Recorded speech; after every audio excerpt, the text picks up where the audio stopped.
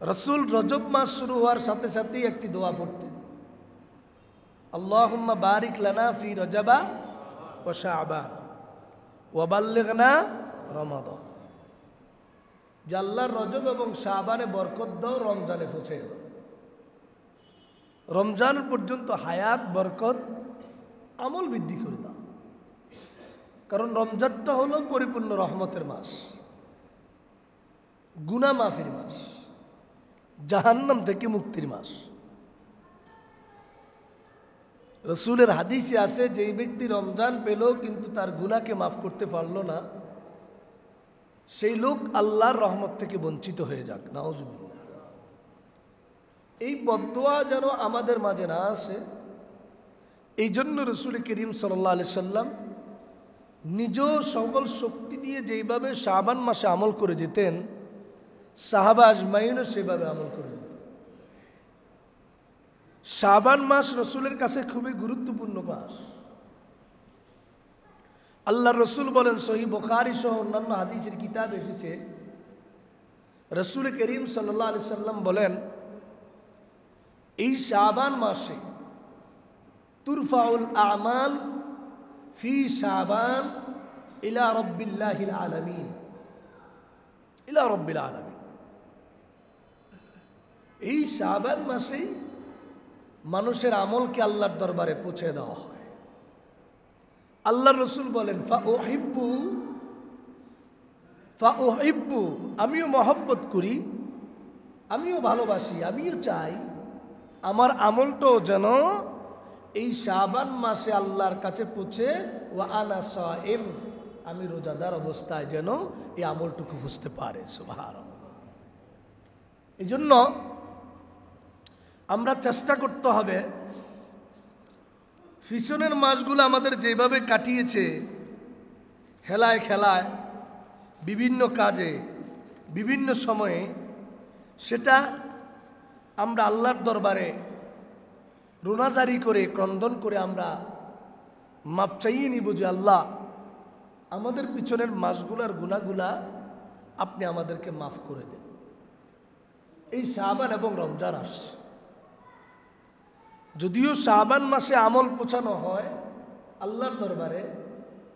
অন্য হাদিস এসেছে, রসুল করিম সাল্লাল্লাহু আলাইহি সাল্লাম বলেন, তুরাজু আমালুন নাসি ফি কুল্লি জুমআহ মাররাতাইন, প্রতি সপ্তাহে দুইবার আল্লাহর দরবারে আমল পৌঁছে।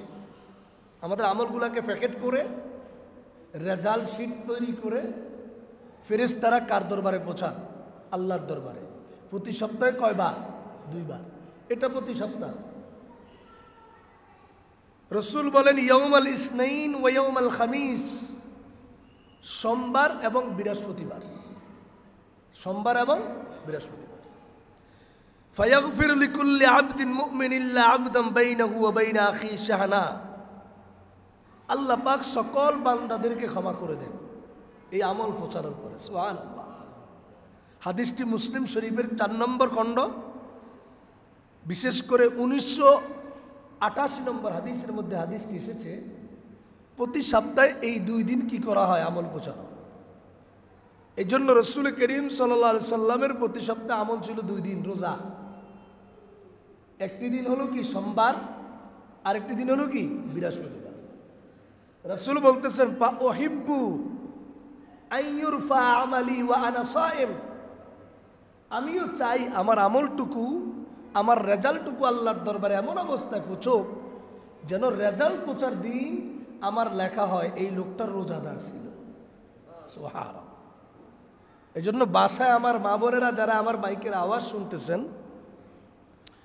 আই হামলি আরজ ইউ, আমি আপনাদের সকলকে অনুরোধ করব, আমরা প্রতি সপ্তাহে 2 দিন রোজা রাখার জন্য চেষ্টা করব ইনশাআল্লাহ। কারণ মা বোনদের রোজা রাখার অভ্যাস কি একটু বেশি, আমাদের একটু কম। এজন্য মা বোনদের আমল সোমবার বৃহস্পতিবার প্লাস দ্বিতীয় নম্বর আমল হচ্ছে এই শাবান মাসের আমল, রোজা আমাদের যেন আল্লাহর দরবারে পৌঁছে আমরা সবসময় রোজা অবস্থায় থাকার কি করব? চেষ্টা করব। হাদিসে এসেছে শাবান অর্থ হচ্ছে বিস্তৃত হওয়া, চারিদিকে ছড়িয়ে পড়া, শাবানের বাংলা অর্থ। এর মানেই হলো এই মাসে মহান আল্লাহ তাআলা তার পৃথিবীবাসীর উপর রহমতের বিস্তার করে দেন, রহমত ছড়িয়ে দেন। হযরতে আনাস রাদিয়াল্লাহু তাআলা আনহু বলেন, রাসূল করিম সাল্লাল্লাহু আলাইহি সাল্লাম বলেছেন, ইন্নামা সুম্মিয়া শাবান লিয়ান্নাহু ইয়ানশাইবু লিরমজান ফীহি খায়রুন কাসীর। এই শাবান মাসে শাবান কেন বলা হয়? এই শাবান মাসকে এই জন্য শাবান বলা হয় যে শাবানে যেমন গাছের লতা পাতা বাড়তে থাকে একটা সময় আসলে, ঠিক তদ্রূপ এই শাবান মাসে আমলের লতা পাতা বাড়তে থাকে, গাছের পাতা বাড়তে থাকে। রাসূল বলেছেন, ওয়াইন্নামা সুম্মিয়া রমাদান লিয়ান্নাহু ইয়ারমিজুজ যুনুব। রমজানকে রমজানের জন্য বলা হয়, রমজুন শব্দের অর্থ মাফ করে দেওয়া, কেটে দেওয়া, মুছে ফেলা। রমজান আসার সাথে সাথে মানুষের গুনাহগুলাকে মাফ করে দেওয়া হয়, এই জন্য রমজানকে কি বলা হয়? রমজান বলা হয়। সুতরাং শাবানে যেহেতু আল্লাহ পাকের রহমত বিস্তৃত থাকে, চারিদিকে ছড়িয়ে পড়ে, এই রহমতময় বরকতময় জীবন যেন আমরা গড়ে তুলতে পারি, আল্লাহ পাক আমাদেরকে তৌফিক দান করুন, বলুন আমিন। হযরত উসমান রাদিয়াল্লাহু তাআলা আনহু বলেন, রাসূল বলেছেন, ওয়াকালান নবী সাল্লাল্লাহু আলাইহি সাল্লাম শাবানু শাহরি ওয়া রমজানু শাহরুল্লাহ। আল্লাহর নবী বলেন, শাবান হলো আমার মাস, আর রমজান হলো কার মাস? আল্লাহর মাস। রাসূল নিজের দিকে যেহেতু নিসবত করেছেন, রাসূল মসজিদে নববীকে বলেছেন, মসজিদে নববী আমার মসজিদ, মদিনা হলো আমার, এই জন্য সোনার মদিনা সোনার মদিনাই। নিজের দিকে নিজে সম্বোধন যেই জিনিসটা করেছেন সেটা আল্লাহ সম্মানিত করে দিয়েছে। আল্লাহ রসুল হাদিসের মধ্যে বলেছেন, শাবান ও শাহরি। শাবান কার মাস? রসুলের মাস। রসুলের মাস যেহেতু বলেছেন, এই জন্য রসুল এই মাসে বেশি বেশি রোজা রাখতেন। এমন দিন খুঁজে পাওয়া যেত না, আম্মাজান আয়েশা বলেন, সহিহ বুখারীর হাদিস, এমন দিন খুঁজে পাওয়া যেত না যে রসুল লাগাতার রোজা রাখতেছে, মনে হয় যেন একদিনও ভাঙেন নাই।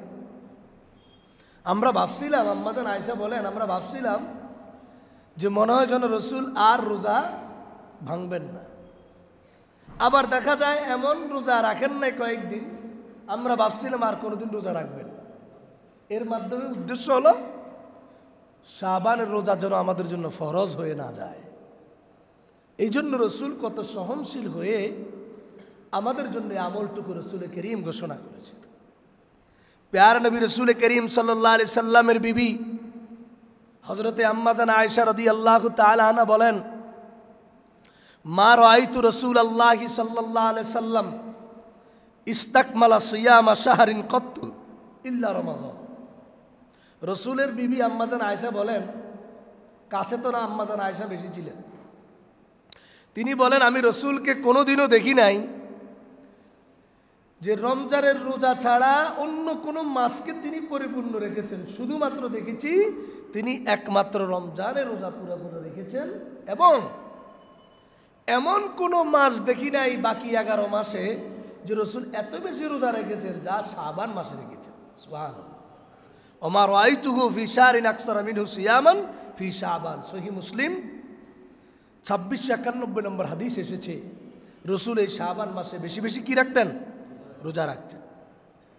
অন্য হাদিসে আম্মাজান আয়েশা বলেন, ওয়ান আয়েশা রাদিয়াল্লাহু তাআলা আনহা قالت كان أحب الشهور إلى رسول الله صلى الله عليه وسلم أن يصومه شعبان।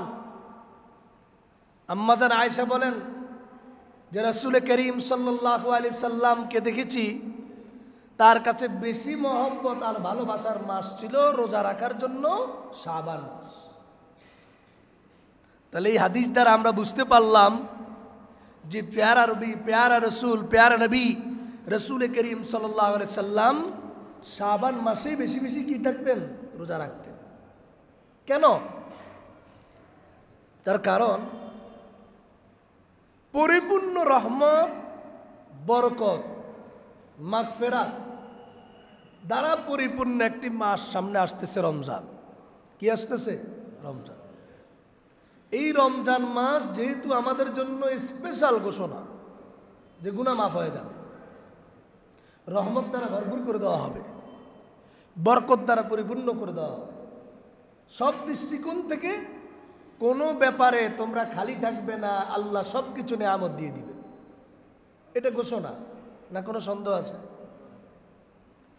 তাহলে এমন একটি মাসকে আমরা পাওয়ার জন্য, উপঢৌকন হাদিয়া পাওয়ার জন্য, এমন বড় কংগ্রেচুলেশনস আমাদের মাঝে আসার জন্য, আমরা যেমন কোনো বড় জিনিস পাওয়ার জন্য আগে প্রশিক্ষণ নেই না? কি ভাই, ক্রিকেট টিম খেলার জন্য এর আগে কত প্রশিক্ষণ নেওয়া হয়? বোর্ডে, ফিফাতে অথবা বিভিন্ন ধরনের ক্রিকেট বোর্ডে উত্তীর্ণ হওয়ার জন্য কত প্রিপারেশন আর প্রশিক্ষণ নেওয়া হয়। এত বড় জায়গায় আমি পৌঁছবো কিভাবে, আমি কিভাবে টেস্টে উঠবো, এরপরে সেমিফাইনালে গিয়ে ফাইনালে গিয়ে আমি পৌঁছবো, এর জন্য কত ধরনের প্রশিক্ষণ নেওয়া হয়। ঠিক তদ্রূপ আমাদের তো একটি রহমত, বরকত, মাগফিরাতে পরিপূর্ণ একটি মাস রমজান আসছে। এই রমজান পাওয়ার জন্য তো আমাদের প্রশিক্ষণের দরকার আছে। আমি যেন একেবারে ফাইনাল রিচে, ফাইনাল পোস্টে গিয়ে আমি বুঝতে পারি, এই জন্য তো আমার প্রশিক্ষণের দরকার আছে কিনা। সেই প্রশিক্ষণ নেওয়ার জন্যই রাসূল করিম এই শাবান মাসে বেশি বেশি রোজা রাখতেন, কুরআন তেলাওয়াত করতেন, আমল করতেন, নফল নামাজ পড়তেন। আর রাসূল বলেছেন, ওয়ান আবি হুরায়রা রাদিয়াল্লাহু তাআলা আন্না রাসূলুল্লাহ সাল্লাল্লাহু আলাইহি ওয়াসাল্লাম قال আহসু হিলাল শাবান লিরমাদান। তিরমিজি শরীফের 687 নম্বর হাদিসে এসেছে, রাসূল বলেছেন, ও আমার সাহাবীরা, আহসু হিলাল শাবান লিরমাদান, শাবান মাসকে তোমরা গণনা করতে থাকো রমজানের জন্য। রাসূল আমাদেরকে দায়িত্ব দিয়ে দিয়েছে। এই দায়িত্ব আমার। ডিজিটাল স্টাইলে গত আমলে বর্ষপূর্তির জন্য বিভিন্ন জায়গায় ঘড়ি লাগিয়ে দেওয়া হয়েছে, এরকম না। আল্লাহ রাসূল বলছেন, তোমার ঘড়ি তুমি লাগিয়ে দাও, সরকারিভাবে লাগানো হবে না। রাসূল বলেছেন, আহসু হিলাল শাবান লিরমাদান। আজকে শাবান মাসের 7 তারিখ। কত তারিখ? একটি মিনিট, সেকেন্ড, ঘন্টা হিসাব করে গণনা করতে হবে। রমজানের বাকি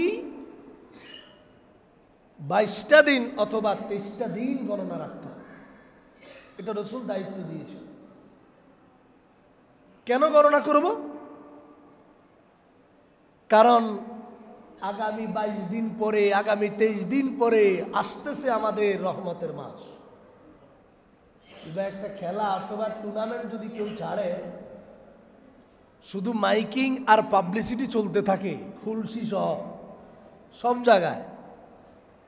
আগামী 20 দিন পরে টুর্নামেন্টের ফাইনাল, আগামী 25 দিন পরে অমুক খেলার ফাইনাল, আগামী 22 দিন পরে ড্র হয় কি হয় না? আল্লাহ রাসূল সাল্লাল্লাহু আলাইহি সাল্লাম বলেন, প্রস্তুতিমূলক গ্রহণ করতে হবে, প্রিপারেশন নিতে হবে।